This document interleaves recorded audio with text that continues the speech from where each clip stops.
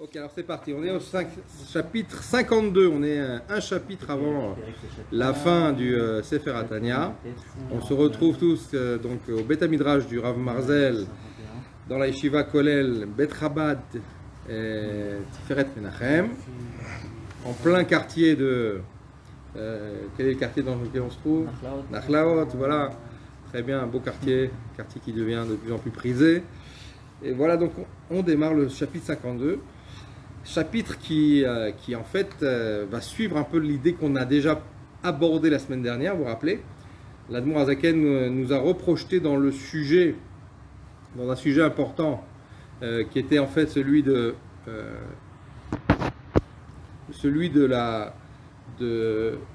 pasuk Ikarov elecha davar meod beficha ulvafra lasato, car elle est proche de toi cette chose de ton cœur, de ta bouche et de ton cœur pour la réaliser. On parle de l'action en fait. Tout le monde est proche de l'action de la Torah, tout le monde est proche de pouvoir réaliser la volonté d'Akadosh Baruch Hu. Et c'est un but en soi, d'accord, qui va nous permettre finalement de pouvoir se projeter dans un projet encore plus incroyable, celui qu'on a abordé déjà dans le chapitre de la semaine dernière, c'est-à-dire le dévoilement d'Akadosh Baruch Hu pleinement, en tout cas adapté dans le monde dans lequel on est, dans le monde de la matière, dans le monde de la limite. Et pour cela, l'Admor Hazaken avait posé d'abord une question.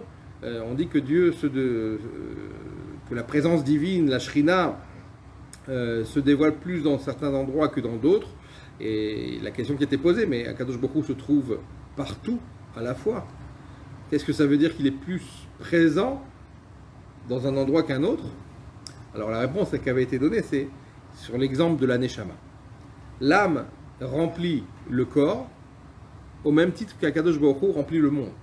Simplement, l'endroit où se trouve la Neshama le plus dévoilée, c'est le cerveau. C'est-à-dire que la présence est partout uniforme, identique, comme Akadosh Baruch Hu se trouve identiquement partout à la fois et en même temps, mais il y a des endroits où on va ressentir ce dévoilement, on va le percevoir, même à la limite le voir. Bon, ça c'est dans les temps futurs, après l'avenue de Mashiach, après l'avenue de la Géoula, mais en tout cas, ce que l'on peut faire, c'est déjà commencer, et c'est le projet auquel nous invite Akadosh Baruch Hu, de le dévoiler pleinement, en tout cas à l'échelle humaine, de telle manière qu'on ait un dévoilement adapté, que le monde puisse exister tout en étant conscient de la présence et du dévoilement d'Akadosh Baruch Hu. Alors ce travail-là, c'est un travail en fait qui va commencer par le cerveau. Comme chez l'être humain, l'endroit de dévoilement de la neshama, de l'âme, c'est le cerveau. Le cerveau est le meilleur instrument que l'on a dans le corps pour faire ce dévoilement. Et du cerveau, ce dévoilement va se diffuser sur tous les membres du corps. D'accord? Donc de la même manière, si on peut dire comme ça, quel est le cerveau d'Akadosh Baruch Hu qui permet, si on peut dire, c'est l'instrument que Dieu nous a donné pour pouvoir le dévoiler pleinement? C'est en fait la Torah elle-même. Si la Neshama est, plus ou moins, le cerveau est le moyen de dévoilement de l'âme dans le corps, la Torah est le moyen de dévoilement de la présence de Dieu, de la Shekhinah dans le monde. Et donc la Torah est finalement le cerveau d'Akadosh Baruch Hu. Pas tout le cerveau, mais une partie qui a été adaptée à l'être humain. Comme c'est marqué d'ailleurs, on l'avait déjà répété, mais c'est un très beau machal. Vous savez que la Torah a été donnée sur 24 livres. Torah, Nevi'im, Ktuvim, la Torah, les prophètes, les Ezyéclastes, comme ça on dit en français, etc. Au total, 24 livres, c'est ce qu'on appelle le canon biblique. 24 livres, la valeur de 24 en hébreu, ça donne Kaf Dalet. Kaf Dalet, le Chaf et le Dalet donnent, donc on voit leur numérique 24. Kaf Dalet, c'est la cruche, c'est Kad. Autrement dit, la Torah que l'on a, c'est une cruche d'eau puisée de l'océan de la Torah, tel qu'il est là-haut, qui nous a été donné. Donc on n'a qu'une cruche d'eau de cette Torah, de ce cerveau divin qui nous a été donné, qui est en fait adapté tout simplement à l'être humain. D'accord? Comme c'est marqué que Akadosh Baruch Hu ne demande pas à l'homme de le servir au-dessus de ses capacités, d'accord, sur le plan divin, mais demande à l'homme de le servir avec ses capacités sur le plan humain. Donc la Torah elle nous a été donnée de telle manière qu'on puisse utiliser le potentiel humain dans le domaine humain, justement, c'est-à-dire dans le domaine de la limite. Alors maintenant, on va commencer à avancer dans cette idée du Moach Haolam, le cerveau du monde, qui est la Torah, puisqu'il ne faut pas oublier que la Torah elle a été donnée, et sur elle, le monde a été créé, c'est le plan que Akadosh Baruch Hu a utilisé. Donc on doit comprendre que là, il y a une importance capitale dans ce que représente la Torah. La Torah, ce n'est pas simplement le cerveau, c'est la source de vie. Et si on devait donner un titre à ce shiur, à ce cours, on appellerait en fait la source de l'abondance, la source de la vie sans limite, qui est en fait la Torah elle-même. Et ce qu'on va découvrir ce soir. Alors on y va. Perek Nunbet, chapitre 52, on y va. Ukemo sheba neshamat adam, comme dans l'âme de l'homme. Ikar gilu klalut achayut bemochin. L'essentiel du dévoilement de cette vitalité, de sa vitalité, c'est le cerveau, dans le cerveau que ça se trouve. Vechol haevarim mekablim or vekoach levad. Et toutes les autres membres du corps ne font que recevoir cette lumière, cette force uniquement, d'accord. L'œil va voir, l'oreille va entendre, d'accord. Mais tout se trouve aussi, et ça c'est intéressant, dans le cerveau se trouvent toutes les forces. L'ouïe, la vision, d'accord, le toucher, tout se trouve en fait en potentiel dans le cerveau. Ce qui est intéressant, c'est que le cerveau a tout ça de manière potentielle, mais il a besoin des membres du corps pour les rendre effectifs. Donc autrement dit, on peut comprendre que chacun a un rôle à jouer, bien que le cerveau, c'est Akadosh Baruch Hu, c'est la Torah. Cette Torah, elle a besoin de nous pour se réaliser, se concrétiser. En quelque sorte, Akadosh Baruch Hu va créer une situation où il a besoin de l'homme pour le dévoiler. D'accord, pour lui donner donc du mérite, du travail, un salaire.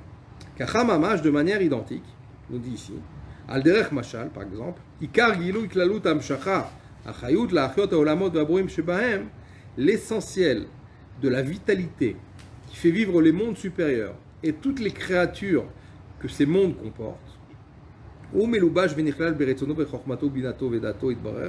est inclus à l'intérieur de cette volonté divine, de cette sagesse divine, de cette compréhension divine, de cette conscience du divin, de cette connaissance qui est en fait la Torah elle-même, Itbarer, Anikraim Beshem Mochim, qu'on appelle du nom de cerveau. Le cerveau divin. Et en fait, la Torah, c'est le cerveau, le dévoilement, le premier pas de dévoilement du cerveau divin. Attention, ça n'englobe pas toutes les facettes de ce cerveau divin, puisqu'il y a beaucoup de choses qui nous manquent, d'accord, qui sont loin de nous. Comme c'est marqué, Marchevota ilo marchevotechem, mes pensées ne sont pas les vôtres. Donc on ne peut pas prétendre tout posséder, tout avoir, mais en tout cas, c'est le moyen qui nous a été donné pour s'attacher et fusionner avec Akadosh Baruch Hu. Et donc je comprends que ce cerveau qui s'appelle la Torah est la source de vie des mondes supérieurs et inférieurs et de toutes les créatures qu'elle comporte. Et tout ça, tout cela, cette volonté divine, cette sagesse est habillée au travers de la Torah et des mitzvot. Donc pratiquer Torah ou mitzvot, c'est tout simplement donner de la vie au monde, donner en fait de la vie à soi-même. C'est une source de vie. C'est pour ça qu'on appelle la Torah en hébreu Torah Traim. Etzraim il amachazekimba, on le répète là, chaque fois qu'on soulève la Torah à la Beth Knesset, c'est un arbre de vie, c'est une source de vie. C'est-à-dire la Torah Traim, c'est une des grandes différences, on peut dire, entre le code civil de chaque pays et le code civil de la Torah. C'est que, comme c'est marqué là-bas dans le Hayom Yom, les hommes vont créer des lois par rapport à leur expérience de la vie. La Torah, elle va créer des lois qui va donner la vie. Elle est source de vie en fait.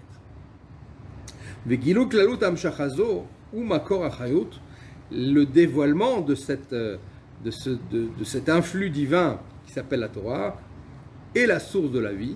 Asher olamot mekablim, que chaque monde reçoit, kol echad bepratout, de manière individuelle. Rak et hara mitpashetet ou meira mimakorze. Il y a juste une lueur de cette vitalité qui va en fait se diffuser. Kedimion or amitpashet me'ashemesh al derech mashal, comme le rayon du soleil qui est un rayon du soleil, ainsi la Torah, si on peut dire, c'est un rayon du soleil qui est Akadosh Baruch Hu. Comme on l'a dit tout à l'heure, c'est la cruche. une cruche parmi tant d'autres, en fait, finalement. Vous savez que c'est tellement fort qu'on dit qu'à l'époque des Chachamim, des Tanaïm, des gens de la Gemara, de la Mishnah même, si aujourd'hui on a Shisha Sidre Mishnah, on a 6 traités de Mishnayot, d'accord, 6 tomes, à l'époque il y en avait 600. On a reçu que 6 d'entre 600 tomes de Mishnayot en vérité qu'il y avait à l'époque. Il y en a 6 qui ont été rédigés. Voilà, ça a été résumé, ça a été contracté parce que en fait, la raison pour laquelle on a réduit à 6, c'est parce que la galoute a causé un dégât énorme dans la capacité justement à pouvoir retenir cette Torah orale. C'est pour ça qu'il a fallu la mettre par écrit pour la première fois. C'était une nécessité absolue pour conserver la Torah et la transmettre. Et ça a été réduit à 6 au lieu de 600. Donc ça veut dire qu'on est encore loin de l'immensité du savoir divin que contient la Torah. D'accord, ce que l'on va hériter, ce que l'on va recevoir après la Géoula, comme on a l'habitude de dire, aujourd'hui on lit noir sur blanc, demain on lira blanc sur noir. Ce qui fait que l'éventail des connaissances est infini. Et donc on ne bénéficie en fait qu'un rayon de ce soleil en question, Vekocho, par exemple, Vekochot Evare Agouf, Mamoach Hanal. Et donc le corps reçoit du cerveau qu'une dimension limitée de ce que représente la Neshama. Umakor ze unikra Alma de Idgalia, cette source qui s'appelle la Torah, que l'on a reçue au moment de Matan Torah, est la source du monde, ce qu'on appelle Alma d'Idgalia, le monde dévoilé, du dévoilement, ou Matronita, on l'appelle aussi d'un autre nom, et là c'est un peu des termes kabbalistiques, d'accord, que le rabbi nous ramène ici, comme c'est marqué dans le Zohar, que la Shrina, elle s'appelle la reine, et la reine se dit en araméen Matronita. D'ailleurs, ce qui va donner en français le nom matrone. Quand on dit patron, en fait, il y avait patron, c'est masculin, mais l'équivalent féminin, c'est matron, ou la matrone plutôt. D'accord? Et ça vient de l'araméen, matronita, et c'est peut-être du grec à la base, à la limite même, d'accord? Mais qui a été récupéré dans le Zohar aussi comme le nom de la reine, d'accord? Et la reine ici, c'est la Shrina. D'accord? Et pourquoi on l'appelle la reine? Pourquoi c'est un féminin? Parce qu'elle reçoit du roi. Le roi, c'est Akadosh Baruch Hu. Donc la Torah, elle reçoit d'Akadosh Baruch Hu, elle transmet le message divin. Veima Tata, on l'appelle aussi, d'accord, sous le nom de la mer d'en bas. C'est-à-dire la Torah telle que l'on a reçue au mont Sinaï, d'accord, il y a plus de 3500 ans. Ou Shrina, Milachon Veshachanti Betor. Et pourquoi on l'appelle Shrina aussi? Pourquoi elle s'appelle de ce nom-là? Shrina, ça vient du langage de résider. Veshachanti Betochan, et je résiderai en vous. Autrement dit, la Shrina qui est la Torah c'est la Shrina et la source des Neshamot Israël. Et c'est grâce à ça que l'on va faire résider Akadosh Baruch Hu pleinement en bas. On n'arrivera qu'après la Géoula évidemment. Hashem Shema Korze, et donc pour l'instant on fait ce travail justement de rajouter un peu plus de dévoilement de Dieu à chaque fois que l'on étudie la Torah, que l'on pratique les mitzvot, on raffine le monde, on élève le monde devient un réceptacle de ce dévoilement de plus en plus étendu. Pourquoi je dis étendu? Parce qu'à l'époque c'était qu'au travers du tabernacle, dans le Kodesh HaKodashim, et après au Beth Amikdash, dans le Kodesh HaKodashim aussi, et après chez chaque Talmidei Chachamim. Et donc on peut comprendre que, en fait, notre travail, on est invité à dévoiler Akadosh Baruch Hu, source de toute vie. Al-Shem Shema Korze ou Reshit Idgalut Orenso, parce qu'en fait, pourquoi on appelle la Shrina de ce nom-là aussi? Parce que c'est la source. La source de ce nom-là vient de l'idée, d'accord, du début du dévoilement du Or Ensof, de la lumière infinie de Dieu, afin qu'elle puisse être adaptée aux dimensions d'un monde limité dans lequel nous sommes. Et donc celle qui va faire l'intermédiaire reliant, c'est la Shrina. Shrina, mais la chose Shochen, résider, habiter. Asher Mamshir Umair Lolamot Bebechinat Gilouy, et elle va donner au monde, justement, le monde au pluriel, ce dévoilement-là, ce niveau de dévoilement en tout cas, qui n'est pas un dévoilement plein évidemment, qui est un dévoilement partiel, limité, adapté, et de ce niveau-là va être attiré, va être destiné à chacun, à chaque monde, à chaque créature, à Or Vechayut Pratit Araouilo, chacun va recevoir cette vitalité qui lui est en fait adaptée. Et donc elle va résider, cette shrina, à l'intérieur pour les faire vivre. Donc on va comprendre que finalement la shrina qui est la Torah, et la Torah est donc la source de vie de chaque chose. Mais la reine, c'est pour ça, Nikra Em Abanim, on appelle cette source qui s'appelle la shrina, aussi on l'appelle la mère et les enfants. La mère, c'est la shrina, Abanim, c'est nous. D'accord? C'est les Neshamot Israël. C'est aussi toute la création en fait, par conséquence. Al-Derech Mashal ou Knesset Israël, c'est pour ça qu'on l'appelle aussi les Banim Knesset Israël, l'assemblée d'Israël, c'est la Shrina. Et de là-bas, Knesset Israël, à l'origine, c'est-à-dire quand on parle à l'origine, on parle au début des 4 mondes. Le premier des 4 mondes, après Or Ein Sof Baruch Hu, après la lumière infinie de Dieu, le premier des 4 mondes, c'est le monde Hatzilut. Et donc de là va jaillir, si on peut dire, toutes les Neshamot du monde Hatzilut. Est-ce que c'est une Neshama du monde Hatzilut? C'est une Neshama en fait qui descend sur terre et qui n'a aucune influence du monde matériel sur elle. C'est elle qui influence le monde. C'est des Neshamot comme Rabbi Shimon Bar Yochai. C'est des Neshamot comme Moshe Rabbeinu. C'est des Neshamot comme l'Admor Hazaken. L'Admor Hazaken, c'est une Neshama du monde Hatzilut. C'est des Neshamot tellement pures, d'accord, qu'elles sont doté de pouvoirs particuliers d'ailleurs.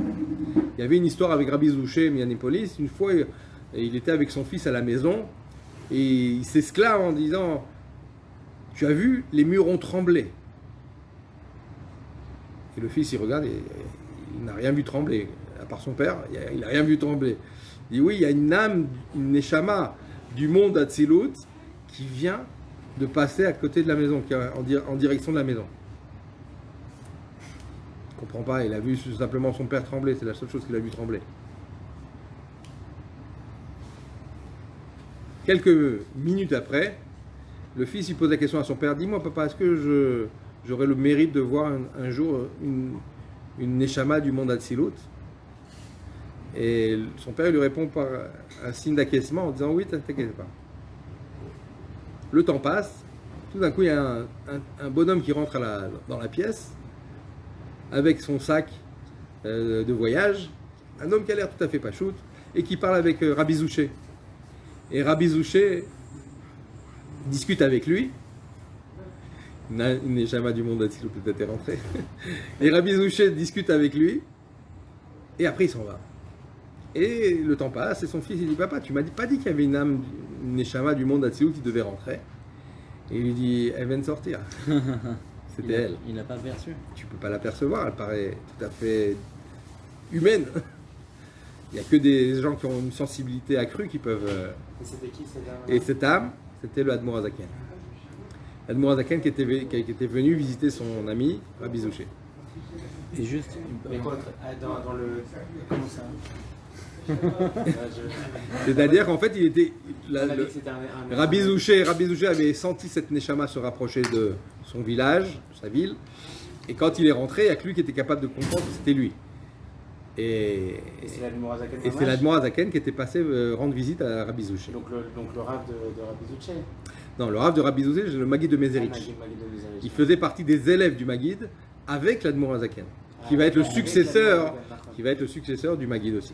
Ah donc c'était au tout début ça. C'était au début où quand il était encore tout jeune, tout frais, inconnu. Il faisait partie des inconnus. D'accord? Ça c'est une neshama du monde Hatzilut, c'est des neshamot particulières. Et ça veut dire juste, pardon d'interrompre, mais c'est juste, ils sont destinés à être des tzadikim. En général, c'est des grands tzadikim, ouais. Mais c'est-à-dire qu'ils ont un srout comme ils sont là leur parce potentiel. Que, oui, non, parce qu'en fait leur travail est à un niveau différent. Il est là pour être le phare de la génération. Ils sont là pour éclairer le Ham Israël. D'accord? Ça peut être des neshamot comme le Harizal, comme des gens qui vont avoir un rôle spécial de dévoiler des parties de la Torah cachée, comme Rabbi Shimon Bar Yochai, Et donc leur travail, justement, c'est pas de manger, boire, dormir comme nous. D'accord, où notre travail, c'est justement cette confrontation avec la matière. Leur travail, c'est de faire descendre la Torah, telle qu'elle est en haut, en bas. Mais une Torah de plus en plus forte, un dévoilement de plus en plus grand. D'accord, qui nous prépare à la fois à la venue de Mashiach, qui nous donne les forces de pouvoir assumer notre rôle et d'affronter le monde de la matière sans y être trop mal influencé. Ou pas du tout, même à la limite. D'accord. Donc eux, ils ont un rôle spécial. Ce sont des neshamot klaliot, ce sont des neshamot d'ordre général. Elles viennent pour stimuler, renforcer le Ham Israël. D'accord, dans son avodat Hashem. Il y a eu des neshamot qui n'avaient pas un mécor aussi élevé, mais qui néanmoins ont fait un travail. Oui, après, bien sûr, c'est tous les grands rabbanim dans toutes les générations, les grands tzadikim. Il y a d'autres tzadikim, mais eux, c'est une catégorie où ils sont les seuls, il y en a une ou deux par génération, comme ça. D'accord, c'est pas des neshamot très spéciales. Mais qui viennent pas forcément du monde de Hatzilut, mais. Ils viennent du monde d'Hatzilut en général. Maintenant, les autres, ça peut venir du monde de Bria, et ça peut être des tzadikim nistarim aussi. Mais c'est un autre degré de tzaddik inférieur, mais qui n'en reste pas moins un tzaddik total. Hein, on parle de vrai tzaddikim. C'est un degré inférieur, mais très fort aussi. Et après, en dessous, on a les talmidei chachamim, les rabbanim, etc., conventionnels, si on peut dire, qui sont plus tard et tard. Ok, alors on continue. Vekulam, et toutes, donc ces mondes-là, et ces créatures, et ces neshamot du monde Hatzilut, comme on vient de le décrire, enam rak mitpashtut, elles n'existent que du fait qu'elles reçoivent de cette vitalité qui se diffuse à travers eux-mêmes, va or makor azan ikra shrina, qui vient de la shrina elle-même, qui pashtut a or ma shemesh, comme le rayon du soleil. C'est-à-dire qu'en plus, ces neshamot, elles ont un avantage, c'est qu'elles ressentent leur vitalité comme le rayon du soleil. C'est-à-dire le rayon est totalement dépendant de son soleil. Par conséquence, presque naturellement. Eux aussi. Ils sont d'une nature très spirituelle, très élevée. Et alors, c'est pas Mechila, mais c'est-à-dire, il est où le mérite de. C'est-à-dire, eux, ils ont un mérite quand même d'avoir exploité leur potentiel. D'ailleurs, eux, ils ont comme je l'ai dit tout à l'heure, ils ont un travail particulier. Ils ont un travail, d'accord, qui est à un haut niveau. Je crois qu'il faudrait éteindre le kumkum. Ah, le kumkum. Ouais, avant que ça soit de bouillir. Un instant. Donc eux, ils sont à un autre niveau bien plus élevé, un travail différent. C'est comme Baba Salé, par exemple. Ça va être un travail sur le plan, communautaire, planétaire, presque, à la limite. Ok, on se trouve ce sont des générales d'armée. Vous voulez du chaud? Ouais, je veux bien. Merci. Je rajoute du café. D'accord? Et donc il nous dit comme ça, Ava la Shrina Atzma. Donc la Shrina est la source de vie de de tous ces mondes, du monde d'Hatzilut, des anges du monde d'Hatzilut et des Neshamot du monde d'Hatzilut, et aussi des mondes qui vont suivre. Ava la Shrina Atzma, Sheib Reshit Gilui Vikaro, Ma She'en Sof Baruch Hu Meir Leolamot Bebechinat Gilui, Ve'im Akor Kol Hanimshachot Achayut Shebechol Haolamot Ve'Shekol Achayut Shebahem Enu Rak Or Hamitpashet Mimena Keor Hamitpashet Me'Hashemesh. Et donc cette Shrina qui est la source, et aussi, puisqu'on a tout à l'heure cité le nom de Matronita, la matrone, en fait c'est aussi Malchut. Dans chaque monde, il y a un Malchut. D'accord? Ce Malchut, c'est la dernière des 10 sphirotes, c'est la plus basse, mais en fait c'est par elle que se dévoile la Shrina.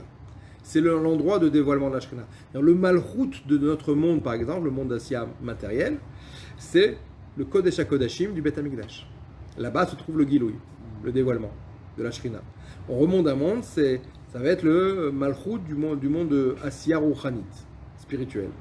On remonte plus haut, c'est Malchut du monde de Yetzira. Et après plus haut, de Bria. Et après de Hatzilut. Mais en fait, ça marche toujours ensemble. C'est-à-dire la connexion est toujours directe. Le Malchut de Hatzilut, qui est la Shrina, en haut, le Makor, la source de toute la création, la source vitale de toute la création, se retrouve aussi dans le monde d'en bas. Mais c'est un peu à l'image de la moelle épinière, que l'on ne voit pas, qui est présente, qui est totalement cachée, mais qui est la source de la vie de tous les membres du corps. D'accord? Et on retrouve ces 4 couches, ces 4 niveaux. La moelle épinière, l'os, l'ossature, la chair, la peau. D'accord? Par rapport aux 4 mondes. Donc ça marche un peu dans cet esprit-là, c'est un peu comme les poupées russes. C'est En vérité, profondément, on est tous liés avec la source grâce à la Shrina. Simplement, la Shrina, elle, son travail, c'est justement, si on peut dire, de la dévoiler. Nous, en bas, nous représentons cette Shrina. Nous sommes l'Assemblée d'Israël. Nous pratiquons et nous appliquons la Torah et les mitzvot pour arriver à ce résultat qui est en fait un dévoilement plein d'Akadosh Baruch Hu, pleinement, d'accord, dans ce monde de la matière, mais d'une façon à ce que le monde puisse supporter. Aval Ashrina Atzma, Shei Reshit, on l'a dit, je saute la parenthèse. Ifshar leolamot lisbol ou lekabel or Ashrina. Cependant, il est impossible pour les mondes de pouvoir supporter, de recevoir cette lumière de la Shrina, chez Tishkom et Titlabesh Betocha Mamash, telle qu'elle à l'intérieur d'eux, blo levu shamaalim ou mastir ora mehem, sans le vêtement qui va permettre de pouvoir supporter ce dévoilement, sans les lunettes de soleil qui permettra de pouvoir supporter ce rayonnement. Chez Loïd Batou, parce que si on n'avait pas ces vêtements, le résultat serait une annulation de la création. Trop de lumière aveugle. De la même manière, trop de lumière spirituelle, de dévoilement de la Shrina, annule l'existence du monde. Et c'est normal parce qu'on se retrouvait dans une situation où on est dans notre source. Et donc à ce moment-là, on ne voit plus rien d'autre que la Elokut. Donc il nous dit comme ça, chez Loïd Batlou bimsiut les gambre bimkoram, que bitul or hashemesh bimkoro beguf hashemesh.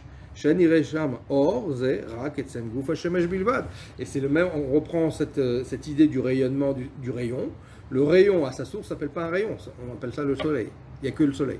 Il n'y a que sur Terre, à distance, que l'on appelle le rayon. Donc de la même manière, Akadosh Baruch Hu va créer une situation de distance entre lui et le monde, et ça va passer par la Shrina. Mais ce rayonnement de la Shrina va être aussi limité, d'accord, par en fait le système du Tzimtzum, de la contraction de lumière de chaque monde, afin d'adapter et de permettre au monde d'être ce qu'il est. Uma ou allez-vous, et c'est quoi ce vêtement en question? Shiuchal le astiram ou l'albisham, qui permettra de voiler, cacher, habiller cette Shrina, veloid batel bimtsiut beora, et qu'on n'arrive pas à une situation d'annulation, d'effacement, de disparition. C'est en fait uretzono idbrer vechormato, c'est l'application de la volonté d'Akadosh Baruch Hu et de la réalisation de sa sagesse, de sa Torah. D'accord? Amelubashim batoro bemitzvotera niglet lanu ulvanenu, telle qu'elle est en fait dans la Torah et les mitzvot qui nous a été transmis à Matan Torah, à nous et à nos enfants. Deoraita mi chochma nafka, parce que la Torah jaillit de la sagesse de Dieu, elle sort c'est son makor, c'est sa source. I chochma, et donc la Torah, elle est en fait finalement, encore une fois, le cerveau d'Akadosh Baruch Hu adapté à l'être humain. Et donc si on parle de cerveau, c'est lui le maître à bord. Comme le cerveau dans le corps humain, dans le fœtus de la maman, d'accord, sous état embryonnaire, quel est le membre qui fonctionne depuis le départ et qui est pratiquement parfait, d'accord, plein de ses capacités, c'est le cerveau. Le cerveau, c'est lui qui va dicter au cœur d'être un cœur, au foie d'être un foie, aux membres d'être ce qu'ils sont. Et donc le cerveau du monde, c'est la Torah. C'est le moach. Moach, d'accord, qui est en fait la source de vie de chaque chose. Uretzono idbarer, donc l'application de la volonté d'Akadosh Baruch Hu, c'est de pouvoir justement donner au monde plus de vitalité. Donc plus j'applique la Torah et plus j'étudie la Torah, plus j'applique les mitzvot, et plus j'étudie la Torah, plus j'apporte au monde un supplément de vitalité. Donc en fait, finalement, je suis lié pas à la corne d'abondance, mais à la source de l'abondance dans tous les domaines. Donc c'est d'où l'intérêt et d'où l'appellation Torah Chaim, une Torah de vie. C'est mamash comme ça. Donc si, ça me rappelle une histoire que je ramène souvent, mais quelqu'un une fois s'est plaint chez le rabbi. Il est rentré en Yechidout, il a demandé une audience avec le rabbi l'a reçu, et il lui a dit comme ça que il comptait quitter le kollel parce qu'il avait besoin de parnassa, et donc diminuer son étude de la Torah parce que il avait besoin de remplir le compte en banque et faire ce qu'il fallait à la maison. Et le rabbi lui a répondu, c'est la première fois que j'entends que quelqu'un qui a faim, il va s'affamer encore plus. C'est-à-dire que c'est pas possible que la Torah soit une contradiction avec la Parnassa. C'est tout le contraire, puisque le monde a été créé sur le plan de la Torah. Donc c'est sa source. Donc si j'enlève ma source vitale, ça peut pas être mieux. C'est pas possible. Donc c'est un faux semblant que de croire que moins j'étudie, plus je travaille, mieux, et plus ça va me rapporter. C'est faux. C'est une mauvaise équation. Il faut travailler pour que ça rapporte. Il faut travailler, il faut faire le kéli. On n'a pas dit qu'il ne faut pas travailler. Donc lui, il pensait peut-être rajouter sur le compte de l'étude. Ah, d'accord. D'accord? Et le rabbi lui dit non, c'est pas ça, c'est une fausse donnée. C'est un mauvais calcul. Il faut aller travailler. Il faut faire le kéli, c'est sûr. On ne parle pas de ça. Mais pas sur le compte de mon étude. C'est pas en diminuant mon étude que je vais gagner plus. C'est faux. C'est une fausse équation. C'est beau parce que ça cache quand même un compliment. Il lui dit t'as soif de Torah, t'as envie d'apprendre et tu veux te retirer de ce qui peut assouvir ta soif. C'est pas logique. C'est pas évident. Là, c'est plutôt, il avait faim de pain, d'argent. D'accord? Parce que, pas pour l'argent elle-même, mais pour subvenir à ses. Parce que sa réponse, c'est j'ai jamais vu quelqu'un qui était assoiffé. Voilà. Ou affamé. Et qui s'écarte. Qui se met à jeûner. Et qui se met à jeûner. C'est pas logique. Voilà. C'est à double sens en fait, je trouve. Mais j'ai compris ce que tu voulais dire, ouais. C'est pas mal comme idée. Et c'est vrai. Ce que tu viens de dire, c'est vrai. Non, pourquoi c'est vrai? Parce que la chassidoute, elle explique quand quelqu'un a faim de pain, ou de viande, ou de nourriture, ou de boisson, il y a en cela profondément un appel plus spirituel qu'on croit. C'est pas simplement une réaction physique, corporelle. C'est en fait aussi le sujet que vous savez que dans chaque matière, il y a une étincelle divine. Donc lorsque j'ai faim de l'étincelle divine profondément. Alors, parce qu'on n'est pas encore suffisamment fin pour faire la connexion avec ce genre d'idée, alors Akadosh Baruch Hu va nous créer une envie sur le plan humain, biologique. J'ai faim, j'ai besoin de manger. Ah oui, mange d'après les règles de la Torah et les Mitzvot et tu vas obtenir l'étincelle divine dont ta Neshama a vraiment faim. Et donc c'est pareil pour le travail. Je vais être plombier ou commerçant ou informaticien, pas parce qu'en vérité j'ai besoin de Parnassa. Ça c'est la raison, c'est l'hameçon, c'est la part. J'ai besoin de, c'est un business qui me plaît et c'est comme ça que je vais faire de l'argent. Non, c'est pas ça, c'est qu'en vérité ta Neshama, elle est là pour raffiner ce secteur en question. C'est que là-bas il y a des étincelles à récupérer et c'est toi qui es capable de le faire. Et c'est pour ça que tu vas devenir médecin ou n'importe quel diplôme. Au début, c'est en disant ouais, ça serait une bonne source de revenus. Mais en fait, finalement, non, c'est pour la source de revenus véritable. C'est les étincelles divines que tu vas récupérer, qui sont enfermées dans cette matière et que tu vas libérer par ta pratique. Parce que tu vas convertir tout ça.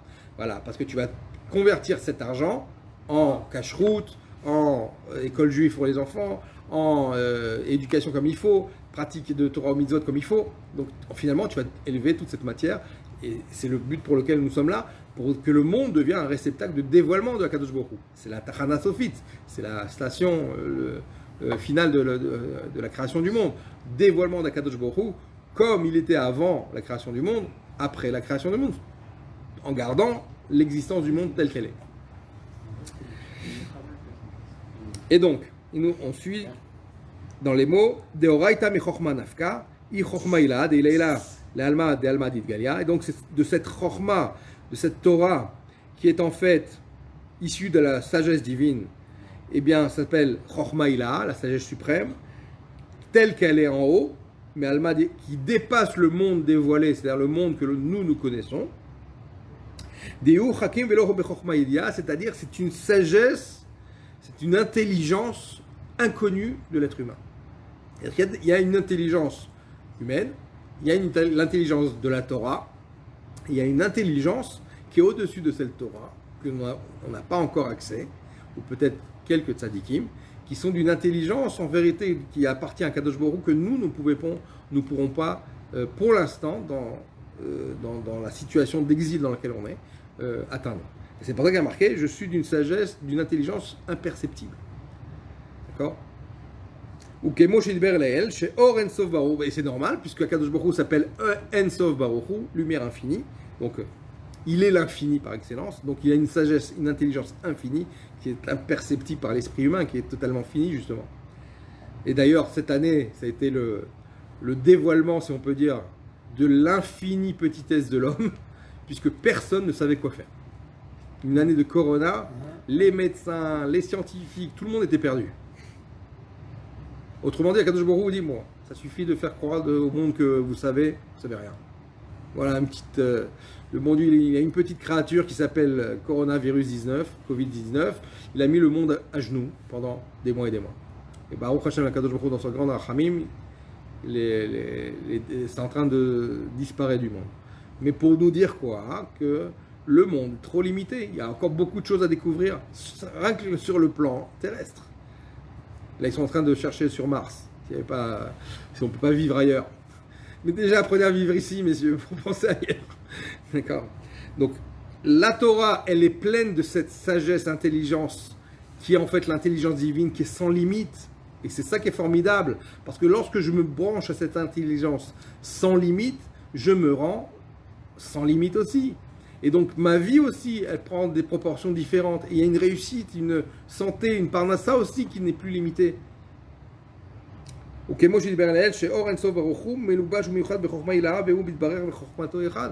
l'a déjà dit, que Dieu et la Torah ne font qu'un. C'est une fusion. Et donc s'ils ne font qu'un, donc lorsque je suis en train d'étudier la Torah, je fusionne avec ce En-Sof, cette infinie grandeur intelligence qui est la source de la vie de tous les mondes. Et là, il y avait une petite histoire, peut-être pour illustrer un peu ce que l'on va dire dans cette première partie du chapitre 52. Une fois, il y a une jeune fille qui est arrivée chez le rabbi. Et elle a posé la question au rabbi, est-ce que les histoires, les miracles, les histoires spectaculaires, elles sont vraies? Le rabbi lui pose la question, tu parles des tzadikim et du Baal Shem Tov? Elle lui a dit oui. Le rabbi lui pose la question, est-ce que tu crois en Dieu? Il fait oui. Est-ce que tu crois dans la Torah? Il fait oui. Est-ce que tu crois que la Torah, elle est infiniment grande, elle n'a pas de limite? Et là, elle pose la question, ça veut dire quoi qu'elle n'a pas de limite, la Torah? Ça veut dire qu'elle est au-dessus de l'espace et du temps. Elle est intemporelle, elle est valable tout le temps. Elle n'est pas limitée à un endroit. Alors la jeune fille, elle lui a répondu oui. Alors, si tu crois dans tout cela, donc évidemment, tu peux croire à ces tzadikim qui, eux, se sont unis et observer la Torah dans les moindres détails. Donc ils ne font qu'un avec cette source de vitalité, qui est la source du monde. Donc ils ne font qu'un avec Akadosh Baruch Hu. Donc automatiquement, ils sont capables de faire des miracles. Et c'est pas valable que pour les tzadikim en vérité, c'est valable pour chacun d'entre nous. À partir du moment où je pratique la Torah et je fais attention à chaque détail du Shulchan Aruch et je suis pointilleux dans mon observance de la Torah et surtout dans les commandements négatifs, c'est-à-dire de faire attention de ne pas faire rentrer d'autres idées dans ma tête, pas d'autres influences négatives ou mes yeux ou mes oreilles, d'accord? À ce moment-là, je deviens réceptacle de ce Or En-Sof. Comment on fait les tzadikim? C'est comme ça qu'ils sont devenus des tzadikim à faire des miracles. Et c'est pour ça que le rabbi va dire, même, va aller plus loin, il dit que le rabbi dit, je ne sais pas si toutes les histoires que l'on raconte sur le Baal Shem Tov sont vraies, mais ce qui est sûr, c'est que ça pourrait être vrai. Même si tu racontes une histoire bizarre sur le Baal Shem Tov, je veux dire un miracle spectaculaire, sache qu'il aurait pu le faire. Parce que le Baal Shem Tov était lié à cette source sans limite qui fait que n'importe quelle histoire est valable, aurait été vraie à son sujet. Et ça c'est ce que le bon Dieu nous apporte comme cadeau à Matan Torah.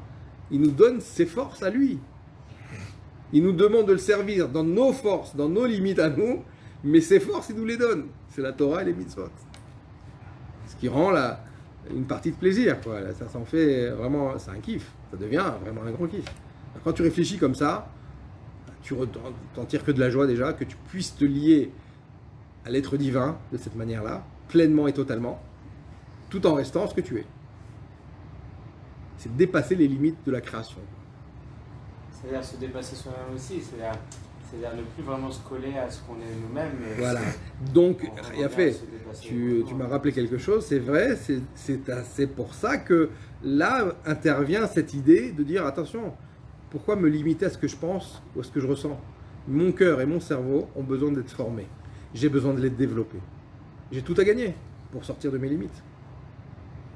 C'est pour ça que quand je vais servir Dieu, que Dieu en préserve, par intérêt personnel, je fais fausse route.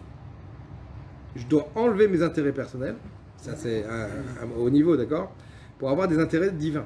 Parce que ça veut dire enlever ses intérêts personnels, ça veut dire enlever tout ce qu'on connaît. En fait, le côté en fait, limité que représente l'être humain. Vois plus loin, vois plus grand, vois plus large. Le bon Dieu sera avec toi. Là, j'ai entendu ça sur Trump. C'est marrant. Il est intéressant ce président parce que une des clés de sa réussite, il a ramené comme ça qu'une des clés de sa réussite, c'est quoi? C'est que sur chaque projet, il allait plus loin. C'est-à-dire qu'il doit acheter un bâtiment, bon, ouais, on va viser les 10 bâtiments. On va ouvrir une entreprise, on va en faire une dizaine. On va en faire une superpuissance. Mais c'est parce qu'en vérité, ça vient d'un point, quelque part profondément, je ne sais pas si c'est vrai à son sujet, mais si tu es Mahamine, pourquoi te limiter? Comment entraîne-toi à te délimiter? Ça commence par des petites choses. Que les gens ne croient pas que je suis en train de pousser les gens à faire n'importe quoi. Apprendre à se délimiter, c'est à chaque fois repousser les limites qui sont en soi. Que ce soit dans le maaser, que ce soit dans l'accomplissement des mitzvot, que ce soit dans l'étude de la Torah. Toujours au travers, d'accord, des commandements d'Akadosh Baruch Hu et de l'étude de la Torah. La Torah, c'est mon maître à penser. D'accord, et ça passe par les chachamim de la génération. D'accord, il y a toute une hiérarchie, donc c'est bien organisé. Mais ça, apprendre à sortir de ses limites. Et deux choses sont importantes pour ça. La simcha, la joie. D'accord, cette joie qu'on vient de réveiller par le fait de comprendre que waouh, je suis branché à une vitalité sans limite. Deuxièmement, l'humilité. L'humilité qui va me permettre de faire la contrebalance. De dire attention, le corps, d'accord, c'est un objectif en soi que si ça représente la volonté d'Akadosh Baruch Hu, parce que le corps est limité et que finalement j'arriverai jamais à Midat HaEmet parce que à cause des limites que le corps représente. Oui.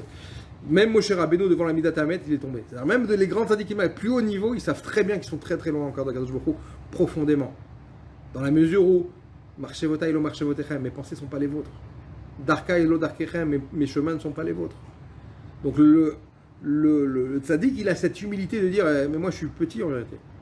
Comment ça c'est petit? T'es un géant, Rabbi. Non mais moi je suis petit, toi et moi on est identiques en vérité. Par rapport à l'infinie grandeur de Dieu, on est identiques. 1 ou 1 milliard, c'est la même chose. C'est quoi la différence entre la nava et le bitoul ou la chifloute, comme ça, de s'effacer complètement et de savoir... C'est en général lié. Tu as besoin de chifloute, le fait de se rabaisser, pour arriver à ce degré d'anava, d'humilité. D'accord?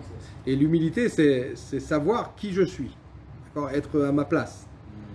Pas comme les gens croient mentir. C'est pas vrai. L'humilité, c'est pas mentir. Si tu es médecin, agis en tant que médecin. C'est pas de l'orgueil de dire que tu es médecin si tu l'es vraiment. D'accord?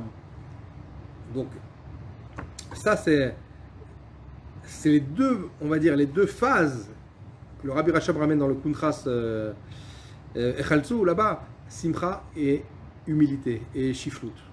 D'accord? Toujours à garder ça en tête pour pouvoir avancer dans le Torah Mitzvot. C'est très important. La Simcha, Mitzad Echad, d'une manière, d'une part, par rapport au fait de pouvoir fusionner avec l'être divin, d'accord, ce srout que l'on a, ce mérite, d'accord, et on a traité ce sujet de la simcha dans la Vodat Hashem, vous vous rappelez dans les chapitres précédents, et d'autre part l'humilité aussi qu'on avait vu dans les chapitres précédents, qui est important pour garder les pieds sur terre, d'accord, pour être équilibré. Ok, on continue. Rak Yarda, donc simplement, elle est descendue, qui la Torah. Beseter à Madrigot dans les niveaux inférieurs, mi Madriga les Madriga de plus en plus bas, Bishtal Shelut Olamot par l'engendrement des mondes, Ad Shenit Lapsha, Bedvarim Gashmim au point de s'habiller sous une forme matérialisée. Beta Shen, Tariag, Mizot à Torah, qui sont les 613 Mizot de la Torah. D'accord? Les tefilines, c'est pas quelque chose de spirituel, c'est surtout, d'accord, des lanières en peau, boîtier en peau. La mezouza, c'est pareil. Le hétrog, c'est un fruit. D'accord? Donc, elle s'habille dans les dimensions du monde, justement, et c'est tout le but de la manœuvre, pour dévoiler l'origine de ce monde, qui est en fait Akadosh Baruch Hu lui-même. Et c'est notre travail. Finalement, le monde est un faux semblant par rapport à la réalité qui est Akadosh Baruch Hu. À nous de remettre les choses dans l'ordre. Et donc, sans pour autant que le monde retourne à néant. Parce que le monde, en fait, c'est un mensonge, puisqu'il vient cacher, voiler l'existence d'Akadosh Baruch Hu. Nous, on remet les pendules à l'heure, on remet les choses en place, on redécouvre et on révèle à nouveau cette dimension profonde de la véracité divine, qui est en fait présente dans chaque élément de ce monde, dans chaque atome, dans chaque ADN de chacun. Et donc ainsi aussi la Shrina, elle descend, et s'habille elle aussi. Elle s'habille dans tous les mondes. C'est ce qu'on appelle le palais du Saint des Saints de chaque monde, qui descend en bas. D'accord? Olam ve'olam. Ou comme on l'a décrit tout à l'heure, vous vous rappelez, dans le monde d'Atsilut se trouve aussi en bas, finalement, mais d'une manière extrêmement cachée, comme la moelle épinière. Ou que la Shrina s'appelle Sfirat HaMalchut. Vous vous rappelez, j'ai introduit le sujet tout à l'heure. Sfirat HaMalchut de Atsilut, c'est-à-dire en fait qui est la source vitale et l'intermédiaire relié entre la lumière infinie de Dieu et la vitalité qui brille au travers des mondes. C'est pour ça qu'elle s'appelle la parole de Dieu. Veruach piv, kaviachol, l'esprit de sa bouche. Comme la parole chez l'homme qui dévoile ce que l'homme pense. Autrement dit, la parole de Dieu, c'est le dévoilement de Dieu lui-même, de sa pensée. C'est pour ça que finalement la Torah, c'est que des dévoilements des noms d'Akadosh Baruch Hu, une manifestation de manière ostentatoire de la volonté d'Akadosh Baruch Hu.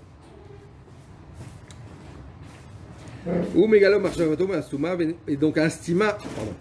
ולכן נקראת דבר השם ורוח פיו כביכול, על דרך משל, כמו שבאדם הדיבור הוא מגלה מחשבתו, הסתומה ונעלמה לשומעים. Donc ainsi la parole permet de dévoiler vers l'autre ce qui était caché dans mon cerveau.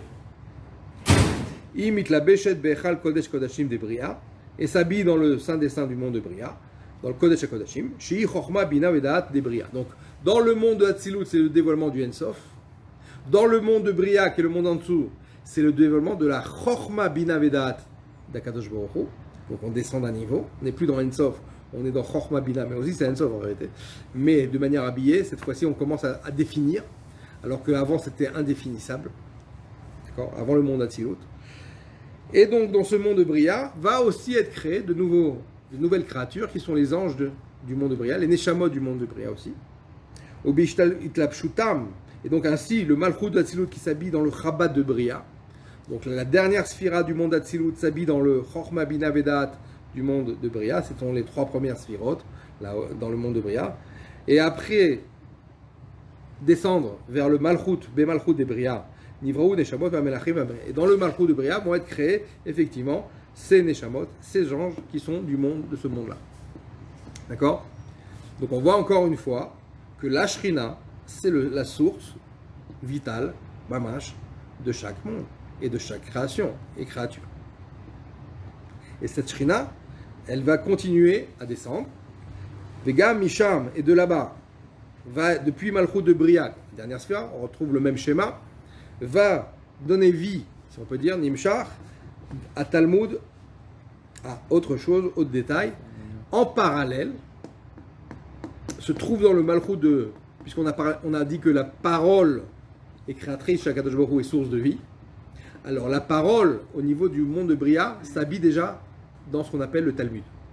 Le Talmud, c'est la Torah orale. Le Talmud, c'est quoi? C'est la raison des mitzvot. Ce qui est caché. C'est pour ça que c'est dans le monde de Bria.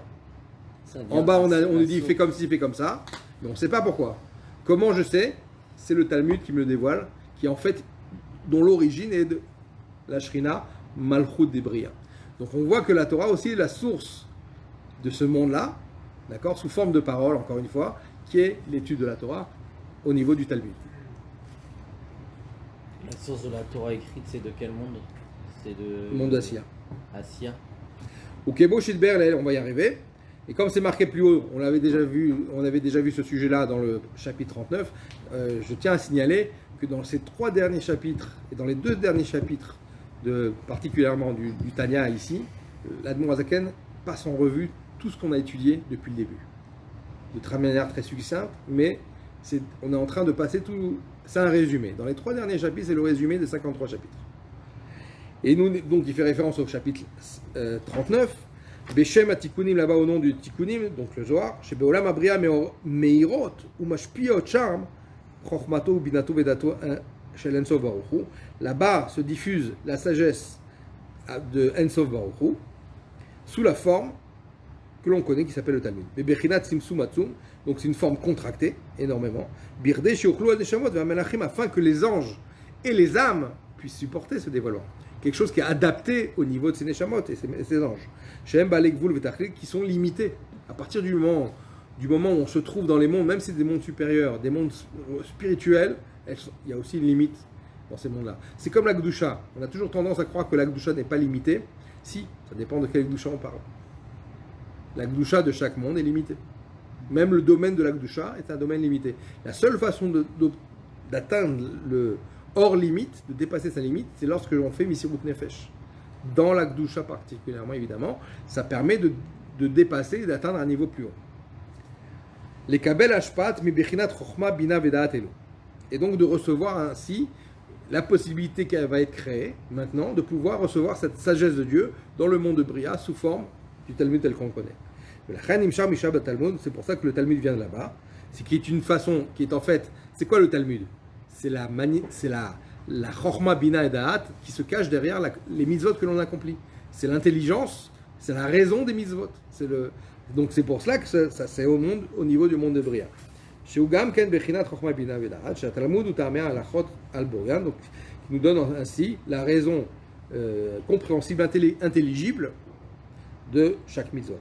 Ta'amim Em Bechinat Chochma Bina Vedaat, et donc effectivement ça correspond au Chochma Bina Vedaat d'Akadosh Baruch Hu tel qu'il est habillé et donc adapté. Et les lois elles-mêmes, les lois on les voit d'ailleurs dans où ça, la première écrit de loi c'était quoi, rappelez-vous? Quelle a été la première loi mise par écrite? Dans la Torah? Oui. Pour Pérou? Non, je ne parle pas de la Torah écrite, je parle de la Torah orale. Quel était le premier écrit de la Torah orale qui a été mis sous forme d'écriture?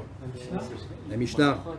La Mishnah, en fait, à la base, c'est un mémotechnique pour se rappeler de toutes les halachot.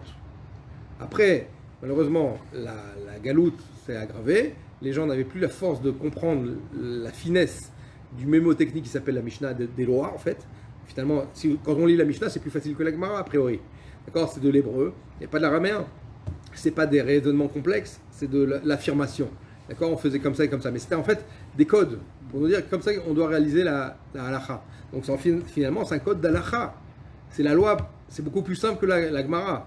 Et donc, en fait, ça fait référence à une Torah, qui, eux, cette fois-ci, on descend d'un niveau, on n'est plus au niveau de l'intelligence, Chochma Bina Edat d'Akadosh Baruch Hu, on est au niveau des midot d'Akadosh Baruch Hu, au niveau des sentiments, ce qu'on appelle nous sentiments, mais c'est les midot d'Akadosh Baruch Hu, c'est Chesed, Gvura, Tiferet, Netzarot, Yesod, Malchut.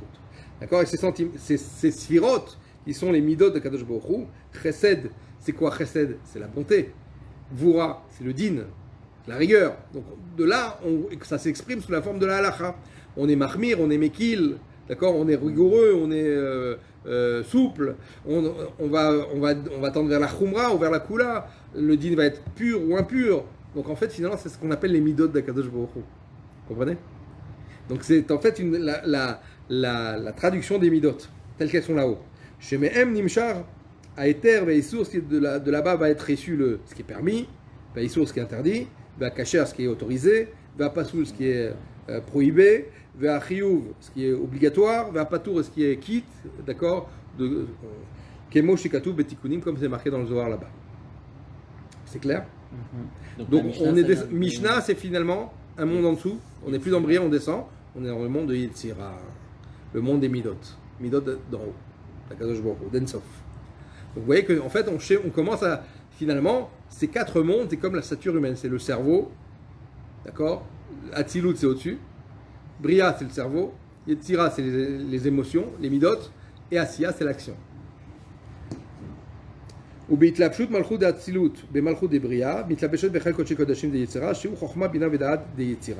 donc, le malchut de Bria, qui a reçu du malchut de Atzilut, s'habille dans le chochma bina et da'at du monde de Yetzira, qui est le monde d'en dessous. Donc ce qui était le plus bas niveau, si on peut le dire, d'en haut, devient le plus haut niveau d'en bas.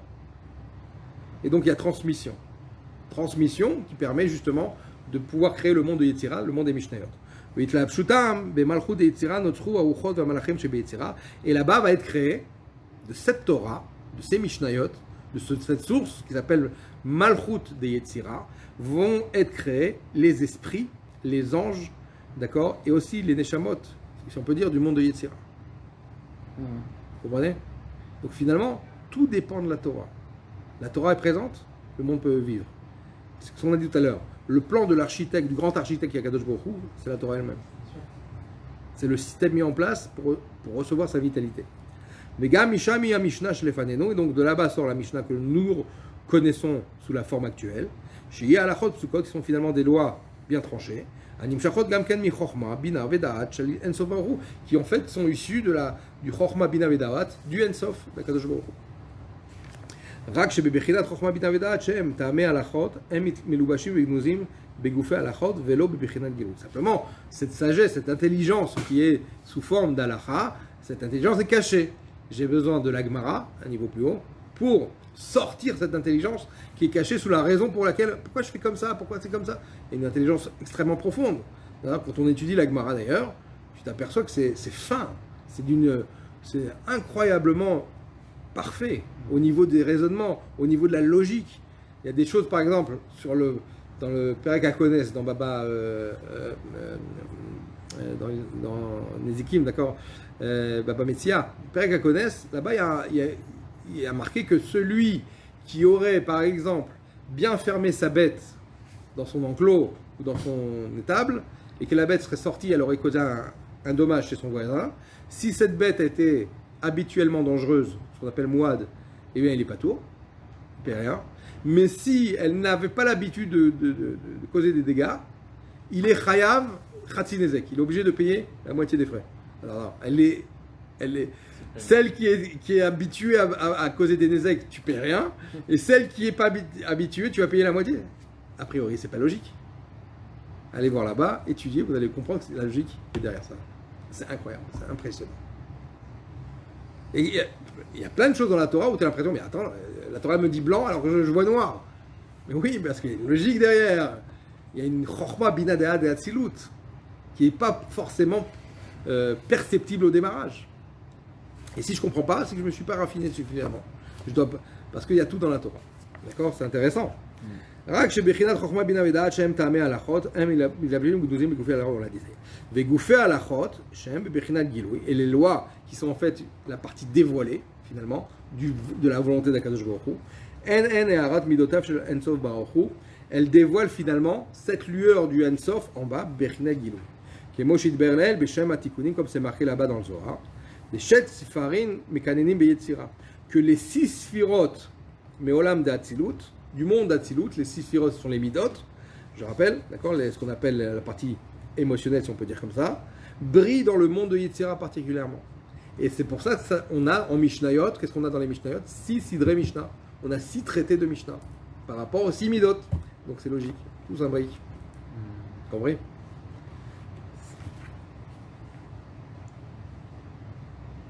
Shem bederech klal les shnei kavim yamin usmol, parce que de manière générale, la halacha, elle a 2 chemins, la droite ou la gauche, la rigueur ou comment on disait en français? Non, c'est la souplesse, ou la rigueur ou la souplesse. Comment je dois? C'est les deux, on va dire les deux midot qui sont maîtres. Après le reste, ça découle d'elle. D'accord, la rigueur, la souplesse. Ça dépendra comment Bet Shammai, Bet Hillel, d'accord, c'est pareil, même source, des chameaux très hautes, mais Bet Shammai il est du côté de la Gvura, Bet Hillel il est du côté du Chesed. Donc on retrouve encore ce schéma au travers des Tanaïm et Amoraïm qui sont tous en fait des sphirotes. Ils sont des Neshamot qui sont issus des sphirotes Elionot, d'accord, des sphirotes d'en haut, donc des Neshamot de très haut niveau. Voilà. Donc on arrive à ce côté droite et gauche, laquelle Misitra de Chesed, quand il s'agit d'être souple, ça vient du côté droit, de la bonté, chesed, daïnou la tire, c'est-à-dire autorisé. Shiuchal alot el Hashem, donc la chose est autorisée, ça veut dire quoi? Elle peut s'élever dans le domaine de la Kedusha. Elle peut monter vers la Kadosh Baruch Hu. O l'achmir, ou alors on est mahmir, ça veut dire quoi? Attention, ne pas toucher, attention, danger, ne touchez pas. Danger, ça non seulement on ne pourra pas monter, mais ça risque de nous faire descendre. C'est pour ça que les chachamim vont interdire la chose. C'est-à-dire, en fait, c'est une prévention. C'est de la prévention. Ve'akol alpi chokhma ilad atzilut, et tout, en fait, est issu de la chokhma, de la sagesse suprême du monde atzilut, bina vedat là-bas. Donc, au miuchadut be'en sof baruchu, et elle qui est elle-même inclue à l'intérieur de la Or En Sof Baruch Hu, de la lumière infinie de Dieu, qui inclut à l'intérieur d'elle, en fait, cette source de vie qui est En Sof. Qui betor kulam elubeshet chokhma, parce qu'en fait, dans toute chose de Torah ou mitzvot, va s'habiller l'intelligence, bina, la compréhension, le savoir d'Atzilut, du monde d'Atzilut, chez Or En Sof Baruch Hu, miuchad, dans lequel se trouve unifiée la lumière infinie de Dieu, de manière totale et fusionnelle.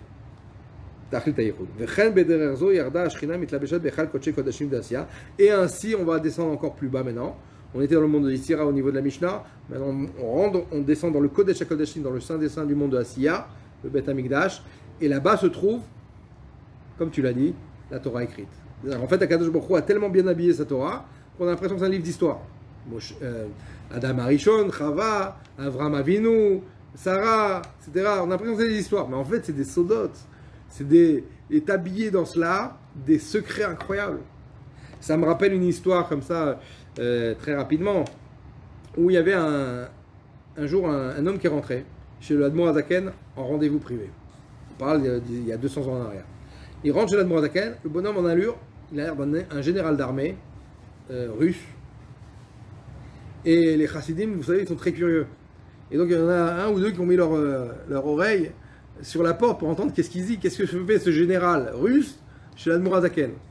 Et le général russe lui décrit qu'il a une belle femme, et il décrit cette femme, comment elle est belle, les cheveux, etc., le corps.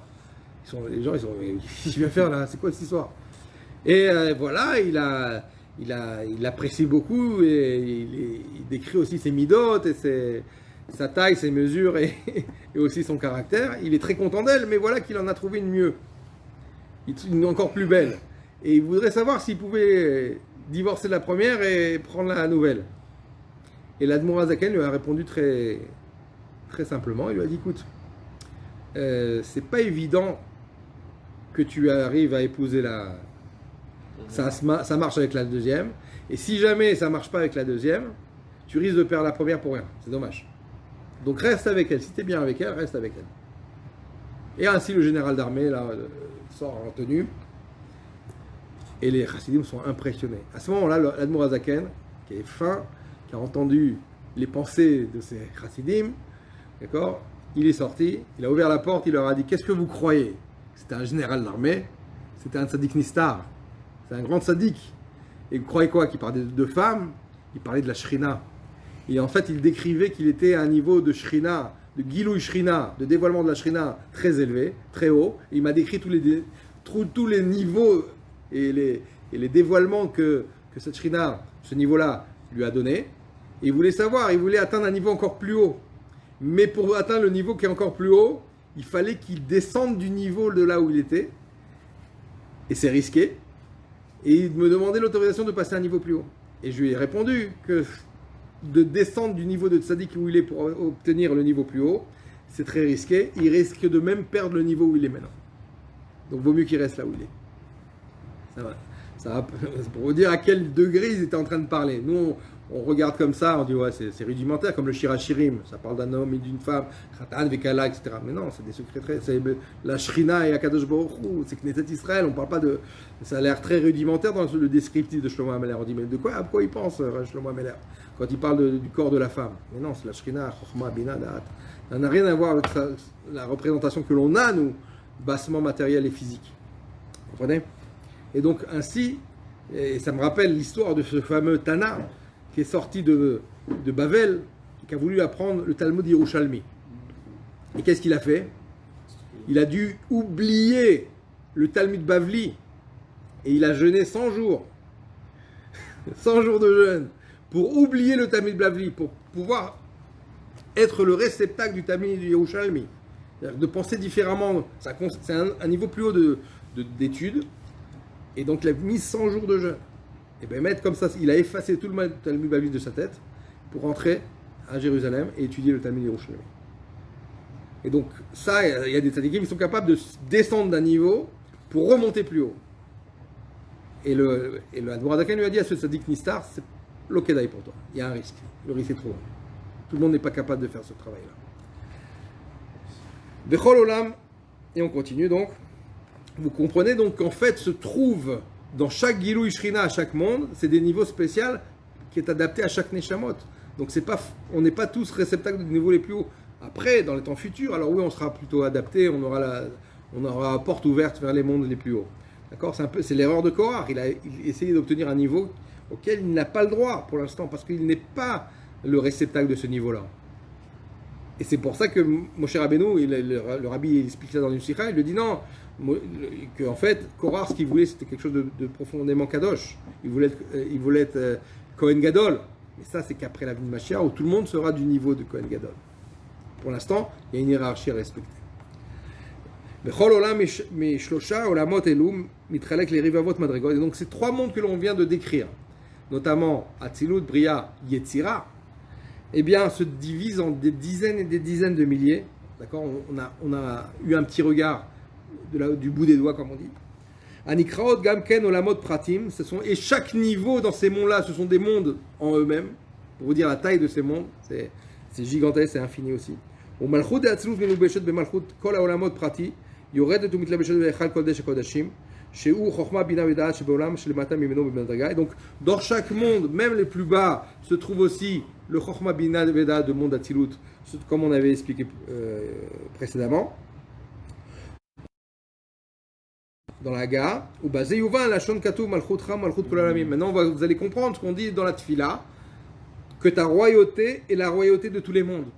La royauté du monde d'Atsilut, elle est aussi, en fait, c'est la royauté de tous les mondes. C'est aussi le monde de Bria, c'est aussi la royauté, ça s'appelle Malchut, la Sphira de Malchut, du monde d'Atsilut, se trouve aussi dans le monde de Bria, qui se trouve dans le monde de Yetzira et dans le monde d'Atsiya. Malchut Ram, Malchut Kolalamim. Et en fait, notre travail, et ce travail de transmission que l'on fait, lorsqu'on parle d'éducation des enfants, etc., on transmet ce Or Ein Sof. On éduque les enfants à s'habituer à développer le Or Ein Sof qui est en eux. Et c'est ça l'éducation juive, c'est ça le respect de Torah Mitzvot, c'est ça l'étude de la Torah. C'est en fait s'éduquer à être branché à une source de vie infinie. On l'a dit,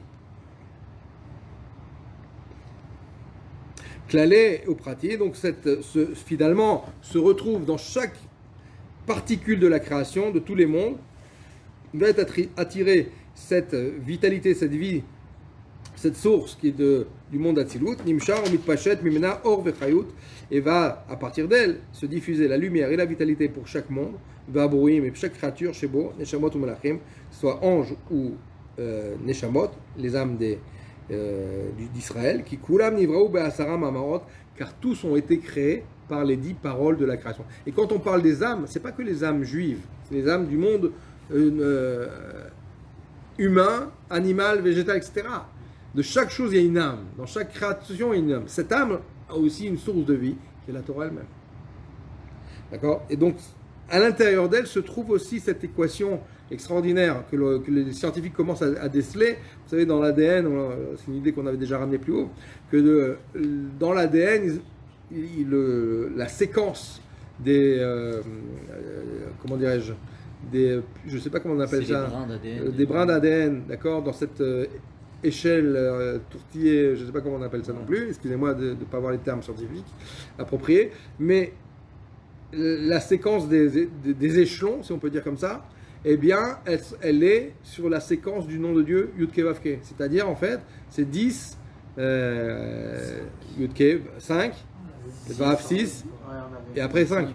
10, 5, 6, 10, 5, 6. Et c'est intéressant. Vous vous rappelez, c'est un professeur russe qui avait dévoilé ça, qui est en fait la plimut de chaque chose, c'est le Shem Havayé Baruch Hu. Donc c'est exactement ce qu'on dit, que dans chaque chose, dans chaque création se trouve à l'intérieur le En Sof, qui est en fait le Shem Havayé Baruch Hu, qui est l'origine du Shem Adné, le nom de Dieu Yud Ke Vav Ke. Et c'est intéressant que l'ADN s'appelle ADN. parce que ça fait référence au nom de Dieu, Adné, Ado. Et donc, effectivement, c'est pour ça que dans la Kabbalah, qu'est-ce qui donne vie au nom de Dieu Adné? C'est le nom de Dieu Havayé. C'est-à-dire que l'enveloppe qui habille le nom de Dieu Havayé, c'est le Shem Elohim et Shem Adné notamment, qui permet de matérialiser la chose et de la rendre humaine, ou en tout cas physique, matérielle. Et donc ça permet de comprendre ce qu'on a expliqué avec les mondes d'Atsilut jusqu'au monde de Asiya. Et là on va conclure parce qu'on a été rapide.